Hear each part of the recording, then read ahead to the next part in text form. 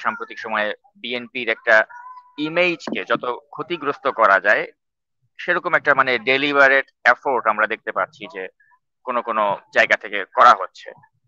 যেমন আমি উদাহরণ হিসেবে বলতে পারি যে একসময় বিএনপির অত্যন্ত ঘনিষ্ঠ একজন মানুষ ছিলেন আমার দেশ পত্রিকার মাহমুদুর রহমান। আজকাল দেখা যাচ্ছে যে মাহমুদুর রহমানের আমার দেশ একদম আদা জল খেয়ে মাঠে নেমেছে যে কি করে বিএনপি কে একদম মানে 12টা বাজিয়ে দেওয়া যায়।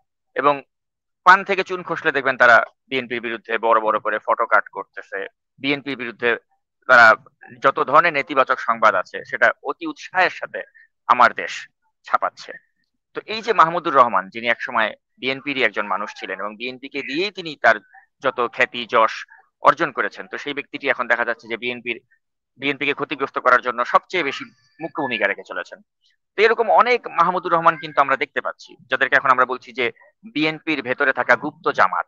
এই গুপ্ত শব্দটা কিন্তু ইদানিং আমরা বেশ শুনতে পাচ্ছি যে ও তো গুপ্ত ছিল। এবং এই ডাকসু নির্বাচনেও কিন্তু আমরা একই অবস্থা দেখলাম যে গুপ্ত জামায়াত এবং এই গুপ্তদের কূটকৌশলের কাছে দেখা যাচ্ছে বিএনপি পরাস্ত হয়েছে। এবং তারা ওই স্বপ্নও দেখছে যে যেভাবে ডাকসুতে বিএনপি কে পরাস্ত করা গিয়েছে, বিএনপি বলতে আপনার ওই ছাত্র দলকে পরাস্ত করা গিয়েছে, ঠিক একইভাবে জাতীয় নির্বাচনেও হয়তো এই গুপ্ত জামায়াত তারা ভূমিকা রেখে একদম নির্বাচনটাতেই বিএনপিকে নাস্তানুবোধ করে দেবে, এরকম দিবা স্বপ্নও কিন্তু কেউ কেউ দেখছে। তো আমার প্রশ্ন হচ্ছে যে বিএনপি একটা এত বড় রাজনৈতিক দল, তারা কি তাহলে মানে শিশুতোষ নাকি? তারা কি বুঝতে পারছে না যে এখানে তারা যে রাজনৈতিক ভাবে মার খাচ্ছে এদের কূটকৌশলের কাছে, বা এরা যে এরকম এই গুপ্ত রাজনীতি করে বিএনপির যে একটা ইমেজ সংকটে বিএনপিকে ফেলে দিচ্ছে? তো বিএনপির কি এই আত্ম উপলব্ধি হচ্ছে না যে এই যে তাদেরকে যে নানাভাবে টেম্পো স্ট্যান্ডের চাঁদাবাজ বা নানাভাবে তাদেরকে যে ক্রিটিক করে তাদের যেটা ইমেজ সামাজিক ভাবে যে নষ্ট করে দিয়ে আগামী নির্বাচনটা ফলাফলটা ঘুরিয়ে দেওয়ার জন্য যে একটা পক্ষ চেষ্টা করছে, তো এই বিষয়ে কি আপনি মনে করেন যে বিএনপি যথেষ্ট সচেতন? হ্যাঁ, ধন্যবাদ নাজমুস সাকিব। আপনি প্রশ্নটি শুরু করেছিলেন ধরেন মাহমুদুর রহমান সাহেবের কথা বলে। তারপর যারা যারা বিএনপির উপরে নির্ভর করে একটা সময় বিএনপির উপর ভর করে অবস্থানটা তৈরি করেছে, ধরেন রাজনৈতিক ব্যক্তিগত অবস্থান।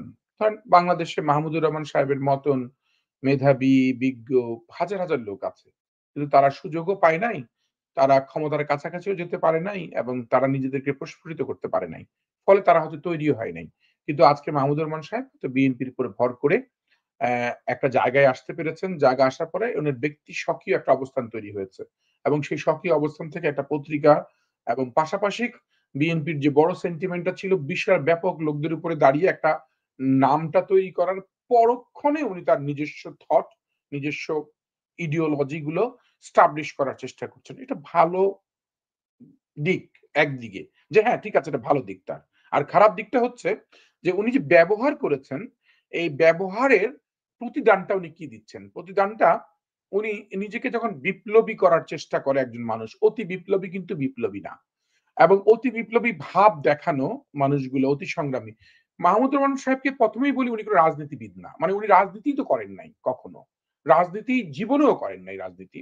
এই আসার পর একটা পরিণত বয়সে গিয়ে আমরা রাজনীতি করা বলতে বুঝি কি? রাজনীতি করা বলতে বুঝি ছাত্র জীবনে যারা বিভিন্ন ছাত্র রাজনীতি করে আসছি, কিংবা বিভিন্ন মুভমেন্টের সাথে ছিলাম, বা ট্রেড ইউনিয়ন মুভমেন্ট বা বিভিন্ন মুভমেন্ট করার মাধ্যমে একটা মানুষ তৈরি হওয়া।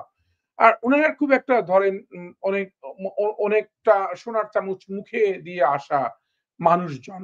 পড়াশোনা করে আসছে, বড়, বড় স্কুল কলেজে পড়াশোনা করে ভেবেছে একটা বড় আমলা কিংবা বড় কিছু হবে। তারপরে সুযোগের এর সংখ্যা যে উনি একা তা না। হাজার, হাজার বাংলাদেশে আছে। এখন প্রশ্ন হচ্ছে এরকম আরো অনেক ব্যক্তি কিন্তু দেখা যাচ্ছে যে বিএনপির উপরে ভর করে এসে এখন সে বিএনপির ইমেজ সংকট নিয়ে বিভিন্ন থট দিচ্ছে, আইডিয়া দিচ্ছে। কিন্তু তার জনগোষ্ঠী কিন্তু বিএনপির লোকজনই ছিল একটা সময়। মানে বিএনপির মানুষই তাকে আজকে মানে মানে সিংহাসনে বসিয়েছে, মুকুট পরিয়েছে। এখন এইটা তাকেই বোঝা উচিত আগে, যে আমি কাদের সাথে প্রতারণা করছি এবং আমি প্রতারণার জায়গাটা কি। এবং সেটা যদি বুঝতে না পারে তাহলে সে নিজেকেই ক্ষতিগ্রস্ত করছে, কারণ প্রতারণার জায়গা এইটা। দ্বিতীয় বিষয় হচ্ছে এই লোকগুলোর আবার সমস্যা হচ্ছে এই লোকগুলো এমনটা আইডেন্টিটি ক্রাইসিসে ভোগে এবং এই লোকগুলা ব্র্যান্ডিং ক্রাইসিসে ভোগে, সবসময় ব্র্যান্ডিং এর সংখ্যায় থাকে এবং পাশাপাশি প্রায়োরিটি নিয়ে চিন্তা করে। তিনটা বিষয় দেখবেন, মনে রাখবেন। প্রায়োরিটি নিয়ে চিন্তা করে, প্রায়োরিটি বলতে বোঝা যায় ধরেন বিএনপির অনেক নেতাকে সে ফোনে পাচ্ছে না, কিংবা আমি এটা বাস্তবতার অভিজ্ঞতা থেকে বলছি, ফোনে পাচ্ছে না বা ফোন দিয়ে ধরছে না বা সে ফোন রিটার্নও পাচ্ছে না, করতে করতে সে বিরক্ত হয়ে তখন ওই সে যে তার এই বিরক্তি কষ্টটা এমন ভাবে নিয়ে আসার চেষ্টা করছে, তখন বিএনপির বিরুদ্ধে সে কথা বলার চেষ্টা করছে যে না এ আমাকে ফোন দিচ্ছে না। এমন এমন ব্যক্তিও আছে যে আমি দেখেছি, মানে আমার সামনেই ফোন দিচ্ছে, একবার দুইবার 10 বার 20 বার ফোন দিয়ে পাওয়ার পরে 10 মিনিট কথা বলার পরে আবার সে ইউটিউবে এসে বিভিন্ন জায়গায় বলে তার সাথে আমার কথা হয়েছে, তাকে আমি এই পরামর্শ দিয়েছি এবং তাদেরকে আরো শিখতে হবে। যে লোকটি ফোন তার 100 ফোন 20টা ফোন রিগ্রেট করবো ধরে সে লোক বিপদে, আল্লাহ এ কি করলো সে, সে আমার ব্যাপারে বলছে বলে সে কিন্তু তার ক্রেডিট নিয়ে সে চলে যাচ্ছে। এই এই এই উদাহরণ আমি আপনাকে অনেক দিতে পারবো, কিন্তু আমার নিজের কাছে আমার লজ্জা হয় যে এই যে এই কাজগুলো করছে সে কি নিজেকে সে মানুষের সাথে প্রতারণা করছে, এটাও কিন্তু এক ধরনের প্রতারণা। যেমন মানুষের উপর ডিপেন্ড করছে, আবার মানুষের উপর মানুষ তো ভাবছে আরে বাবা সে তো নিশ্চয়ই কোনো একটা ফ্যাক্টর যে কারণে উপদেষ্টার সাথে কথা হয়, বিএনপির বড় বড় নেতাদের সাথে তার কথা হচ্ছে, যে সময় যেটা লাগে আর কি, যে সময় যারা খুব পাওয়ার থাকে তাদের ব্যাপারটা উদাহরণ দিয়ে দিয়ে বলে। পক্ষান্তরে মানুষ তো জানেই না যে যে লোকটির সাথে কথা বলেছে সেই লোকটিকে সে 100 বার ফোন দিয়েছে এবং ওই লোকটি বিরক্ত হয়ে পরে ফোন ধরেছে, পরে বিরক্ত হয়ে কথাও বলেছে এবং কথা বলে সেই কথার সারাংশটা সে অন্যভাবে প্রেজেন্ট করেছে মানুষের কাছে এবং বুঝিয়েছে যে সেই তাকে ওই লোকগুলাকে তৈরি করার চেষ্টা করছে। এই হচ্ছে পরিস্থিতি। এখন আমি এইগুলা ব্যাখ্যা দিতে গেলে আপনার মূল প্রশ্নে আমি আসতে পারবো না। মূল প্রশ্নটা হচ্ছে যে শুনেন বিভ্রান্তি তো ছড়াচ্ছে সব দিক দিয়ে, আমাদের মাথায় রাখতে হবে যে ভাই যারা এই ভারতের দালালি করে আসা লোকগুলা অনেক সময় ভারতের বিরুদ্ধেও কথা বলে বোঝানোর চেষ্টা করে যে সে ভারত বিরোধী। হুম? ভারতের দালালি হ্যাঁ, করে মানে আপনি বাংলাদেশ। দেখেন যে একসময় ওই ভারতের টাটা গ্রুপকে বাংলাদেশে আনার জন্য কি চেষ্টা যে সে করেছে, টকশোতে দেখেছেন ভারতের টাটার পক্ষে কিভাবে সে কথা বলেছে, সেই টকশোর ফুটেজও আমরা দেখেছি। এখন দেখা যাচ্ছে যে এই ব্যক্তিকে কেউ কেউ বলে ওনার কাছে আমি ভারত বিরোধিতা শিখেছি। অথচ কথা হচ্ছে এই ব্যক্তি ছিল সবচেয়ে বড় ভারতের দালাল, এক সময় ভারতের টাটা গ্রুপের দালাল। এখন এই ব্যক্তি হয়ে গেছে অনেক বড় বিপ্লবী, ভারত বিরোধী লোক। কিন্তু কথা হচ্ছে আমরা কি মানে গোল্ড ফিশের মেমোরি, আমরা কি এত সহজে মানুষের অতীত গুলো ভুলে যাই?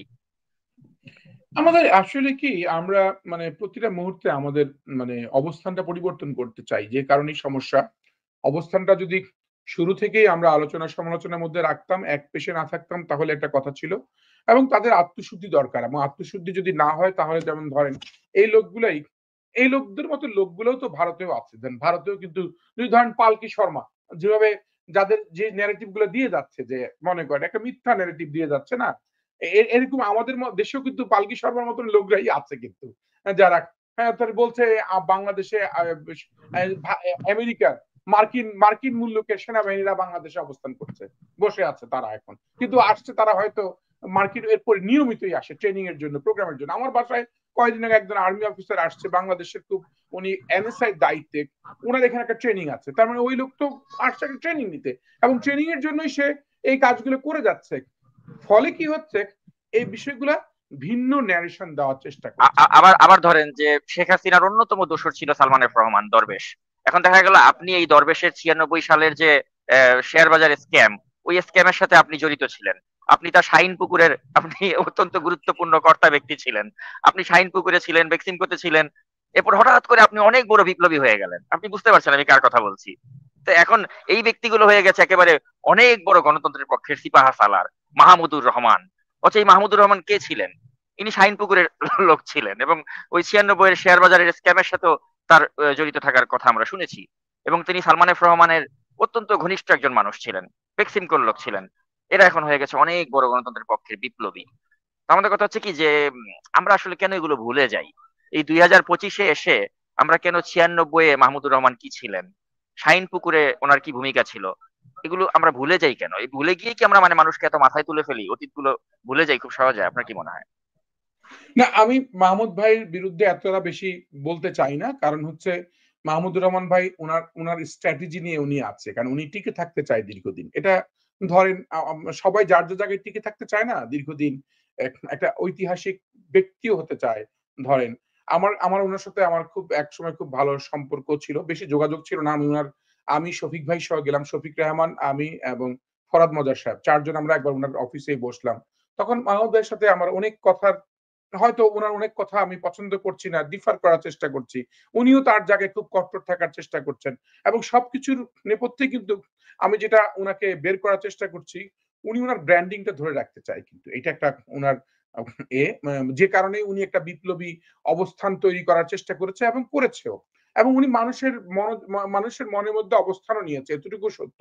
কিন্তু পরবর্তীতে উনি যেটা করেছে যে একটা একটা মানে আপনি শুনেন, আপনার যদি মূল এজেন্ডাটা থাকে যে আপনি মানুষকে একটা জায়গায় ধাবিত করে নিয়ে যাবেন, তারপরেই আপনি আপনার মতামতগুলা দেন। আপনি যদি নেওয়ার আগেই আপনি যদি একটা বিভেদ বৈষম্য তৈরি করেন, সেখানে আপনার এটা টিকে থাকবে না ব্র্যান্ডিং গুলো। এবং একরোখা মানসিকতা। আপনি যদি শুনেন, আপনি ধরেন আপনার সাথে আমি আজকে কথা বলছি না, আপনি অনেক কথা বলবেন, আমি আমি ডিফার করতেই পারি। আমি ডিফার করে আপনার এর ব্যাপার না, এটা হচ্ছে না। আবার আপনি আমার কথা কিন্তু ডিফার করতেই পারেন। ফলে আপনি যদি এই ডিফার করতে গিয়ে আপনি কট্টর হয়ে যান, উত্তেজিত হয়ে যান, কিংবা আপনি যদি ভাবেন না আমি যেটা বলছি সেটাই রাইট, তাহলে বুঝতে হবে আপনার মধ্যে রেসিস্ট আচরণ আছে, রেসিজম আছে। আপনার এই রেসিজম আচরণটাই আপনাকে সবচেয়ে বেশি ক্ষতি করবে। এবং মাহমুদ ভাইয়ের কাছে আমার রিকোয়েস্ট থাকবে, যেহেতু আজকে আলোচনাটা মাহমুদ ভাই না কেন যেন উনার নামটা চলে আসলো, তারপরে আমি বলি উনার কাছে আমার রিকোয়েস্ট থাকবে যে উনার এই আচরণগত দিকটা যদি পরিবর্তন করতে পারতো, উনি কিন্তু শুনেন দল উনাকে ফোন দিল কি দিল না, কথা বললো কি বললো না, উনার কথা শুনলো, এটা ভাবাই উচিত ছিল না। কারণ খুবই স্বাভাবিক, এত বড় একটা দলে কি অনেক সময় হয় না। অনেকে প্রত্যাশা করে বসে থাকে যে হ্যাঁ দলের ভারপ্রাপ্ত চেয়ারম্যান তাকে একটু খুঁজবে। দেখা যাচ্ছে ভারপ্রাপ্ত চেয়ারম্যান ওই সময় ২০০ ফোন কলে আছে, কিংবা ২০টা ট্রেনিং প্রোগ্রাম করছে, কিংবা সেমিনার করছে। ফলে একটা একটা ক্ষুব্ধ মানসিকতা তৈরি হয়ে পুরো জাতিটাকে ক্ষুব্ধের দিকে নিয়ে যায়। যাক, মূল কথা আসি বিএনপির ইমেজ। আমি মানে প্রশ্নটা চলে আসি। বিএনপির ইমেজ কিংবা বিএনপির অবস্থান। বিএনপির অবস্থান বাংলাদেশে ধরে নিলাম যে এখন মানুষের একটা বিশ্বাসের জায়গা রয়েছে কি বিএনপি হয়তো ক্ষমতায় চলে আসবে। যখন কোনো ব্যক্তিরা মানুষ সংঘবদ্ধভাবে কোনো একটা বিশ্বাস করার চেষ্টা করে এবং বিশ্বাসটা করতে, করতে যখন বাস্তবায়নের পথে যায় এবং পথে যাওয়ার পথে অনেক লোক সংযুক্ত হয় এর সাথে। এই সংযুক্ত হয়ে যায় এবং সেই সাথে আবার কিছু, কিছু লোক তাদের বিরুদ্ধে তৈরি হয়। শত্রু বাড়ে। অনেক শত্রু বাড়ে এই জায়গাগুলোকে আক্রমণ করার চেষ্টা করে। ঠিক এই ফ্রেমওয়ার্কটা বোঝার চেষ্টা করতে হবে বিএনপিকে। বিএনপি যদি এই ফ্রেমওয়ার্কটা না বুঝে যে মানুষের বিশ্বাসের জায়গাটা ধারাবাহিকভাবে ধরে রাখতে হবে। যতক্ষণ পর্যন্ত বিশ্বাসের জায়গাটা ধরে রাখতে না পারবো, সে জায়গায় কিন্তু কুঠারাঘাত করবে শত্রুপক্ষ। এবং শত্রুপক্ষ কোন, কোন জায়গায় কুঠারাঘাত করতে পারে সেই জায়গায় আমাদের মাথায় আমল নিতে হবে। আমরা যদি ভাবি যে না শত্রুপক্ষ হয়তো ভাবতেছে খুশি হচ্ছে, জনগণ খুশি হচ্ছে। ভাই আপনি ৫,০০০ ৭,০০০ লোককে বহিষ্কার করলেন। তাতেও যদি জনগণ খুশি না হয়, আপনি অনেক সময় আছে না যে আপনার শত্রুকে বলা হচ্ছে ঠিক আছে তাকে ১০০টা বেত্রাঘাত দেওয়া হবে। তাতে কিন্তু আপনার মন শান্তি হলো না। না, না আমি খুশি হই নাই। এটা হয়? অনেক সময় হয় না? না ও এত অপরাধ করেছে, আপনি তাকে ১০০টা বেত্রাঘাত করেছেন, আমি খুশি হই নাই। তাহলে ভাই কি খুশি হন জনগণ? সেইটা রিড করতে হবে। আমার জনগণ কোন জায়গাটায় খুশি হবে, মানে কোন জায়গাটায় জনগণ কম্পেনসেশন দেখতে চায় যে এই জায়গাটা খেসারত দিয়েছে বিএনপি। বিএনপি খেসারত দিয়েছে কোন, কোন জায়গায়? ডাকসুতে খেসারত দিয়েছে। জনগণ যারা সংক্ষুব্ধ তারা কিন্তু খুশি। ধরেন হ্যাঁ, এবার দেখেছে ঠিক মতো তাদেরকে বাসটা দিতে পারলাম। বুঝতে হবে ওই জায়গায় কম্পেনসেশন এর জায়গাটা বুঝে নিতে হবে। জাকসুতে ঠিক মতো ধরা খাওয়াইতে পারলাম। এই জায়গাগুলা বুঝে এই অঙ্কটা বুঝতে হবে। বুঝে ইমেজটা ধরে রাখতে হবে। এবং আমি মনে করি মানুষের বিশ্বাসের জায়গাটা ধারাবাহিকভাবে ধরে রাখাটাই হচ্ছে এখন বিএনপির রাজনীতি।